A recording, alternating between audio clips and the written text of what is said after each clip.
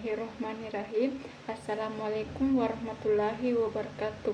Perkenalkan, nama saya Anirwana, NIM 50900122050, dari kelas B, jurusan Kesejahteraan Sosial, Fakultas Dakwah dan Komunikasi, Universitas Islam Negeri Alauddin Makassar.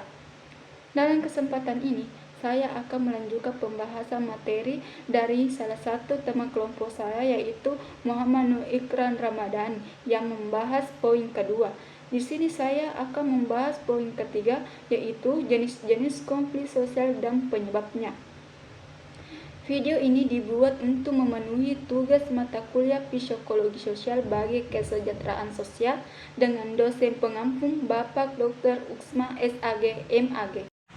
Langsung saja kita membahas jenis-jenis konflik sosial dan penyebabnya.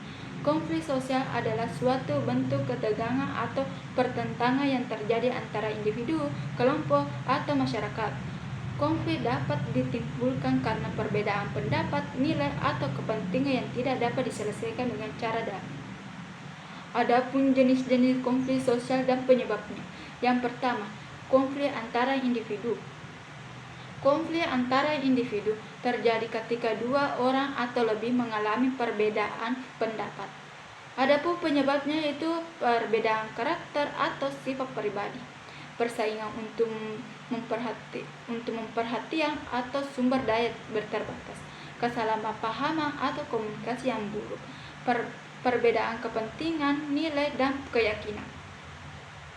Yang kedua itu konflik antara kelompok. Konflik antara kelompok melibatkan dua kelompok atau lebih yang memiliki kepentingan atau pandangan yang bertentangan. Adapun penyebabnya yaitu perbedaan ideologi, nilai, atau budaya, persaingan untuk kekuasaan atau pengaruh, konflik kepentingan ekonomi, sosial, atau politik. Yang ketiga, konflik antara kelas sosial. Konflik antara kelas sosial biasanya terjadi antara kelompok dengan status sosial, ekonomi, atau kekuasaan yang berbeda. Adapun penyebabnya yaitu ketidakadilan sosial dan ekonomi. Kedua itu ketidakpuasan terhadap kondisi kelas sosial yang lebih rendah. Keempat, konflik antara budaya. Konflik antara budaya terjadi ketika dua budaya atau lebih dengan nilai normal dan kebiasaan yang berbeda bertemu dan saling bertentangan. Adapun penyebabnya, perbedaan normal dan nilai budaya, ketidakcocokan dalam cara hidup, agama, dan tradisi.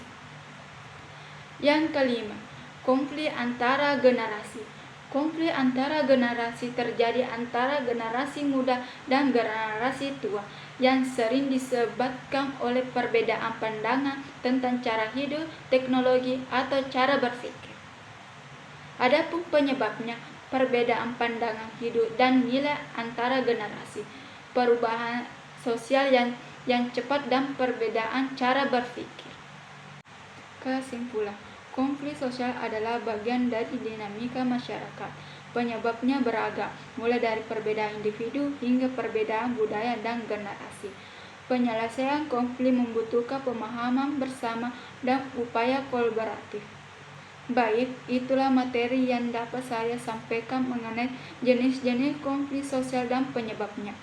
Lebih dan kurangnya mohon dimaafkan. Wabillahi taufiq wal hidayah. Assalamualaikum warahmatullahi wabarakatuh.